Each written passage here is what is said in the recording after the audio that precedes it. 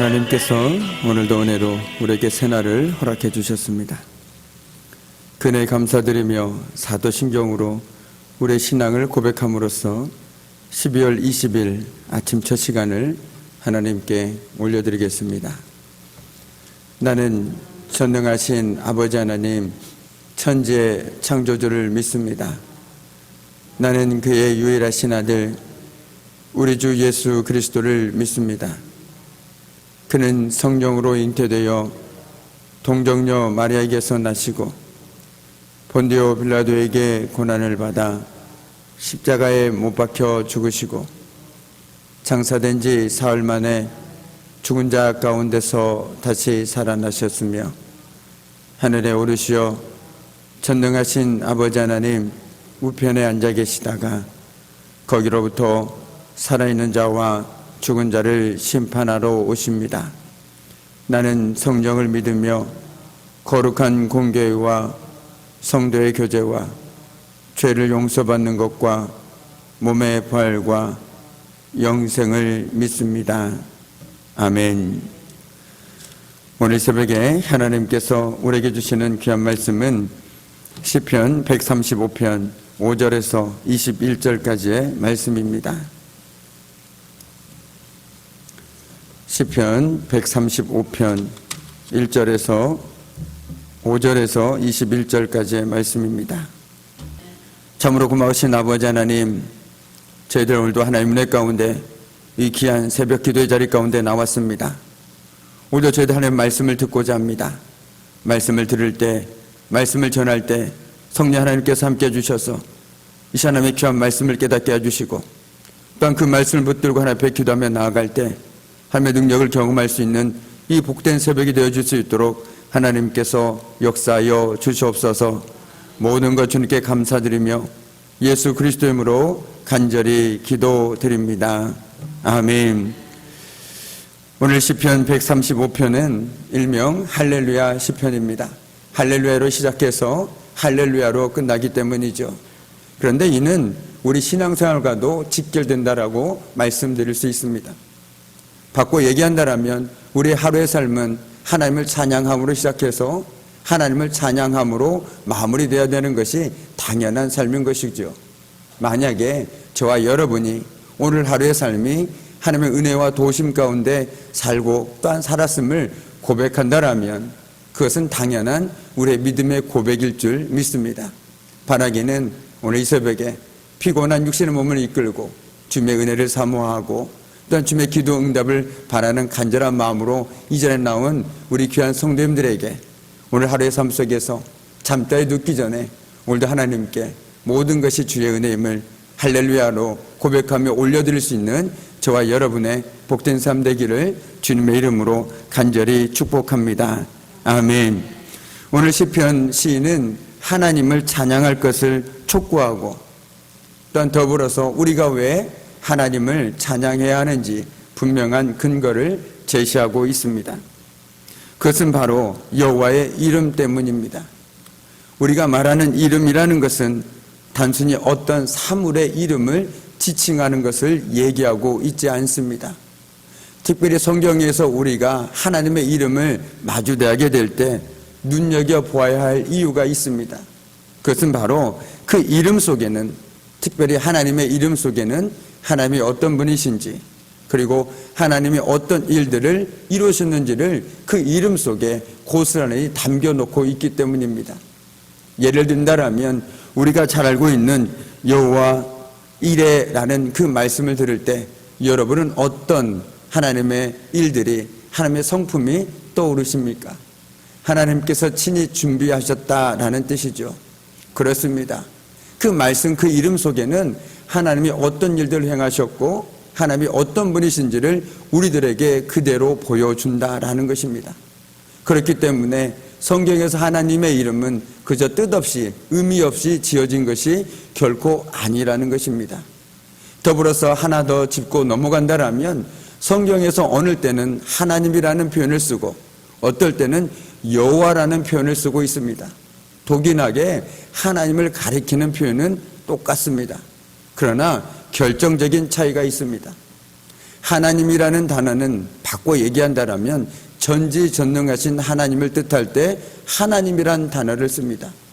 그래서 창세기 1장을 보면 하나님이라는 단어가 계속해서 반복되어 나옵니다.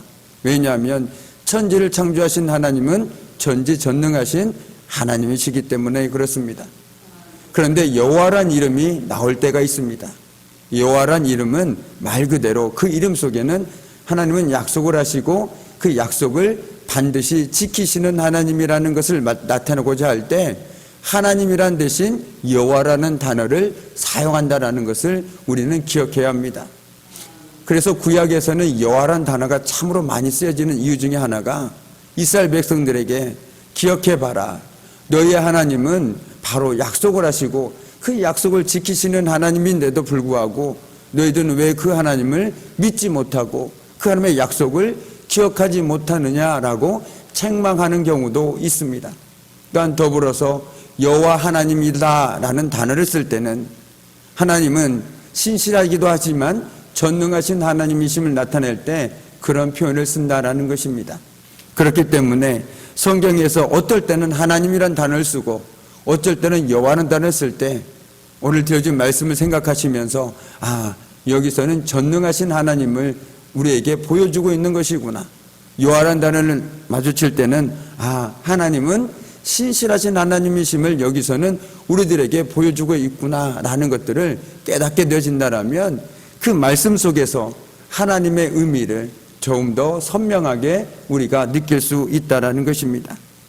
이처럼 하나님의 이름 속에는 단순히 그 이름만을 나타내는 것이 아니라 하나님께서 지난날 이스라엘의 역사 속에서 어떤 일들을 하셨는지 그리고 그분이 어떤 분이신지를 우리에게 보여줍니다. 그러면서 우리에게 이렇게 믿음의 자리로 초대한다라는 것이죠. 너희들이 내가 어떤 일을 행했는지 내가 어떤 성품을 가지고 있는지를 보고 믿을 것인지 말 것인지 결정하라는 것입니다. 그것이 바로 하나님의 이름에 담겨있는 깊은 뜻이라는 것이죠. 그래서 오늘 시인은 그 하나님께서 주님과 같은 분은 이 세상에 없다라는 것을 깨닫게 되어집니다. 그럼으로써 오늘 이스라엘 백성들에게 그리고 오늘 말씀을 듣는 저와 여러분에게 하나님을 찬송하는 자리로 초대하고 있다라는 것입니다.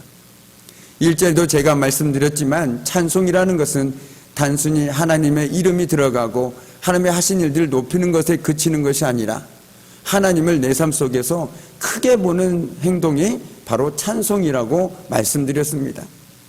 우리가 누군가를 찬송할 때도 마찬가지 아닙니까?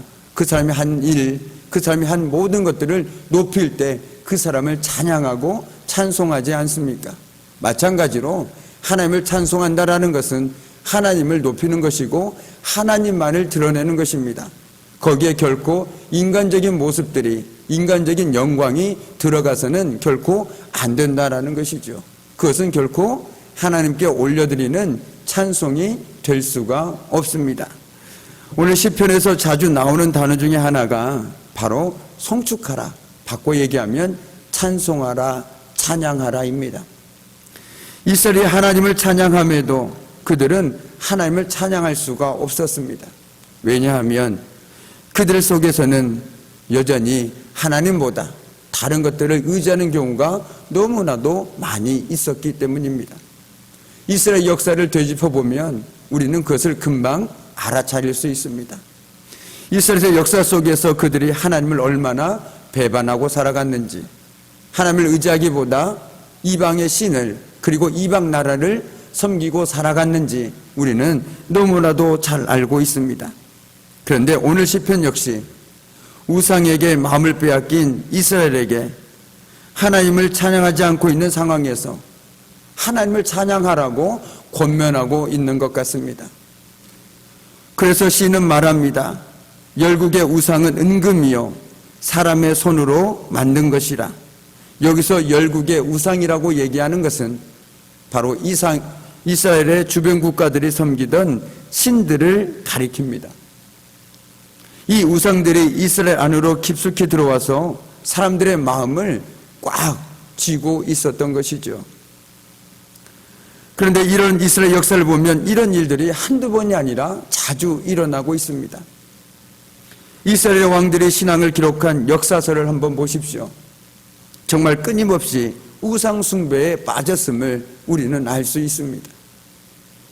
그러면서 우리 역시 그 역사서를 보다 보면 너무나도 마음이 아프고 답답함을 느낄 수밖에 없습니다. 어떻게 하나님의 은혜를 누리고 살아가는 사람들이 저런 삶을 살 수 있을까라고 우리는 답답함을 금할 수가 없죠. 그러나 가만히 들여다보면 저와 여러분 삶 역시 결코 그 삶에서 자유롭진 않습니다. 하루에도 수십 번, 수만 번, 아니 수천 번 하나님을 섬긴다고 얘기하지만 여전히 내가 살아있고 내 삶 속에서는 하나님이 보이지가 않습니다. 그런 우리들에게도 동일하게 오늘 시인은 여호와를 송축하라, 하나님만을 드러내라, 하나님만을 바라보라, 오늘 우리에게 권면하고 있는 것입니다. 만약에 하나님께서 이스라엘 백성들이 우상 숭배에 빠진 상황에서 하나님을 찬양한다라면 그것은 진심이 없는 가식일 뿐이라는 것이죠. 우상 숭배에 빠지면서도 하나님을 찬양하는 이러한 이중성을 이스라엘은 버리지 못했습니다. 그들의 신앙은 늘 양다리를 걸치는 신앙이었습니다. 하나님을 믿다가도 우상을 섬기기도 하고, 그래서 그들은 늘 하나님께 책망을 받고 선지자를 통해서 끊임없이 하나님께 돌아오라, 여호와께 돌아오라라는 외침을 듣게 되었습니다. 그러나 그들의 마음은 어떻게 되었습니까? 오히려 그 외침을 들었을 때 선지자들에게 이렇게 말했습니다. 더 이상 하나님의 말씀을 선포하지 말아라. 오히려 그들의 마음은 강팍해졌음을 우리는 알 수 있습니다. 그런데 오늘 시인은 이렇게 우리에게 얘기합니다. 내가 알거니와 여호와께서는 위대하시며 우리 주는 모든 신들보다 위대하시도다 라고 선포합니다.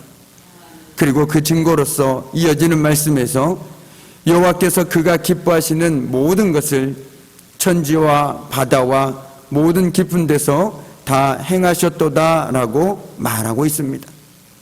이는 세상의 어떤 세력도 하나님의 뜻을 꺾을 수 없다는 엄청난 선언인 것이죠.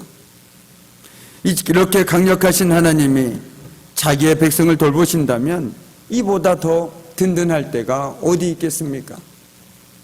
그렇다면 삶 속에서 하나님이 아닌 다른 것들이 눈에 보이기 시작할 때 우리는 어떻게 해야 할까요? 내 삶 속에 하나님의 은혜가 느껴지지 않습니다. 내 삶 속에서 믿음이 자꾸만 새어나가는 것 같습니다. 이럴 때 저와 여러분은 어떻게 해야 하는 것일까요? 무엇보다도 오늘 시인의 그 고백처럼 하나님이 얼마나 위대하신지, 그리고 하나님이 얼마나 선하신 분이신지를 되새기는 것입니다.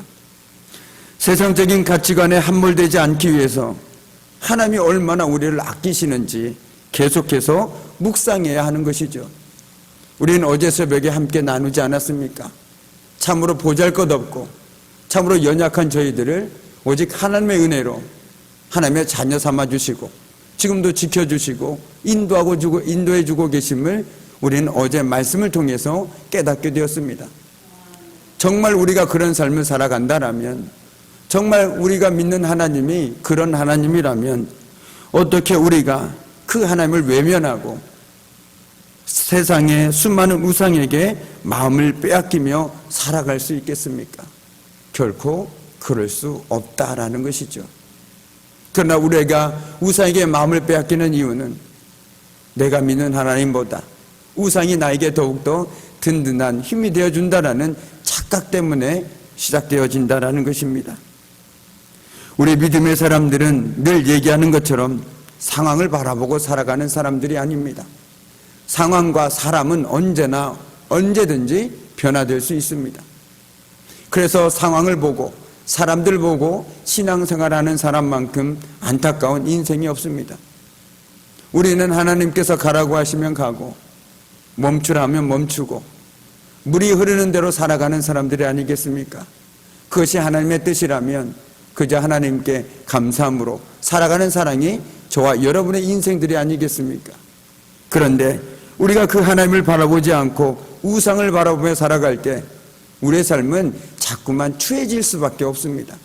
더 움켜쥐려고 하고 여기서 뭔가 더 하려고 하고 내 욕심대로, 내 뜻대로, 내 생각대로 무엇인가를 하려고 합니다. 그러나 하나님을 바라보는 사람은, 하나님의 그 위대하심을 기억하고 살아가는 사람은 어떤 상황이든 속에 하나님만을 바라보고 찬양하는 삶을 살아갈 수 있습니다. 내 형편이 어렵든지 내 마음이 어렵든지 상관없이 하나님만을 찬양하며 살아갈 수 있다라는 것이죠. 왜 그렇습니까?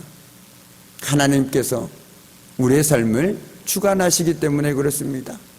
사람들이 내 상황이 내 삶에 영향을 줄 수는 있습니다. 잠시 잠깐의 어려움과 고난을 줄 수는 있습니다. 그러나 결정적으로 내 삶을 무너뜨릴 수는 없습니다.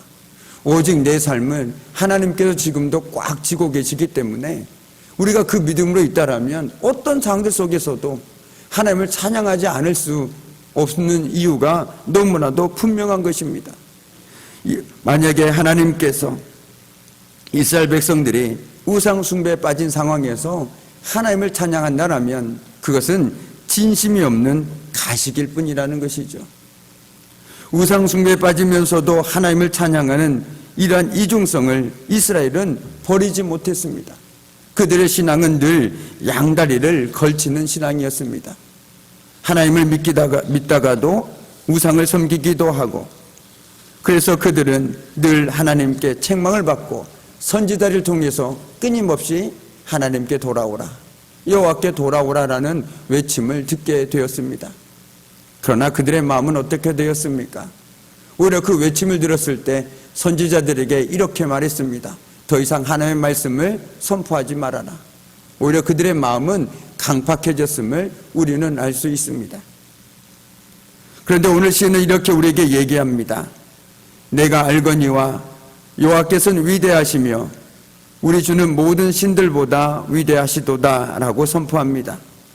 그리고 그 증거로서 이어지는 말씀에서 여호와께서 그가 기뻐하시는 모든 것을 천지와 바다와 모든 깊은 데서 다 행하셨도다 라고 말하고 있습니다. 이는 세상의 어떤 세력도 하나님의 뜻을 꺾을 수 없다는 엄청난 선언인 것이죠. 이렇게 강력하신 하나님이 자기의 백성을 돌보신다면 이보다 더 든든할 때가 어디 있겠습니까?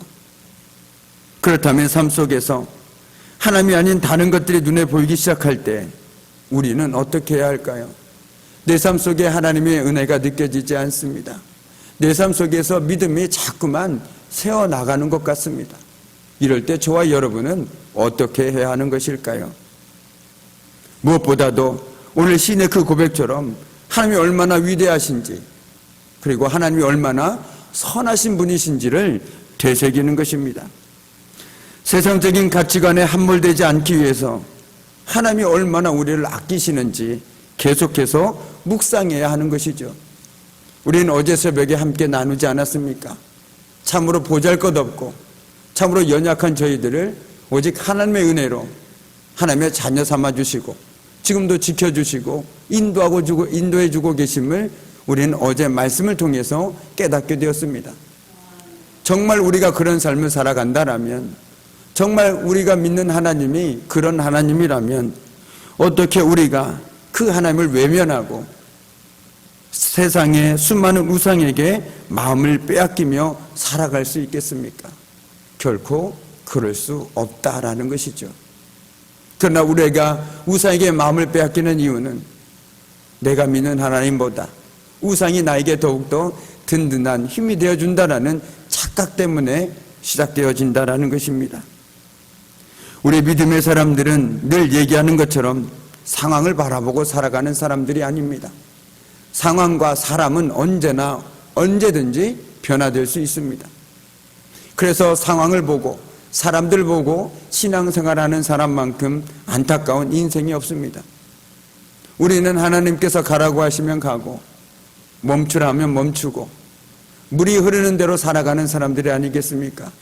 그것이 하나님의 뜻이라면 그저 하나님께 감사함으로 살아가는 사랑이 저와 여러분의 인생들이 아니겠습니까? 그런데 우리가 그 하나님을 바라보지 않고 우상을 바라보며 살아갈 때 우리의 삶은 자꾸만 추해질 수밖에 없습니다. 더 움켜쥐려고 하고 여기서 뭔가 더 하려고 하고 내 욕심대로, 내 뜻대로, 내 생각대로 무엇인가를 하려고 합니다. 그러나 하나님을 바라보는 사람은, 하나님의 그 위대하심을 기억하고 살아가는 사람은 어떤 상황이든 속에 하나님만을 바라보고 찬양하는 삶을 살아갈 수 있습니다. 내 형편이 어렵든지 내 마음이 어렵든지 상관없이 하나님만을 찬양하며 살아갈 수 있다라는 것이죠. 왜 그렇습니까? 하나님께서 우리의 삶을 주관하시기 때문에 그렇습니다. 사람들이 내 상황이 내 삶에 영향을 줄 수는 있습니다. 잠시 잠깐의 어려움과 고난을 줄 수는 있습니다.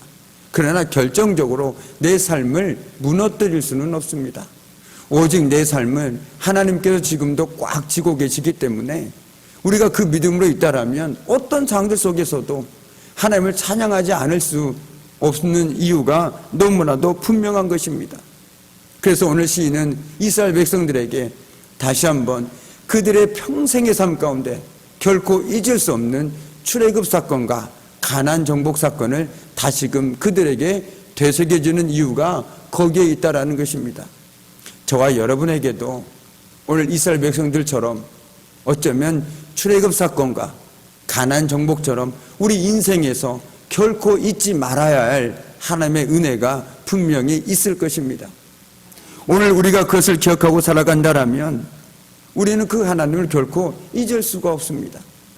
넘어졌다가도 쓰러졌다가도 다시 그 하나님만을 붙들 수밖에 없습니다.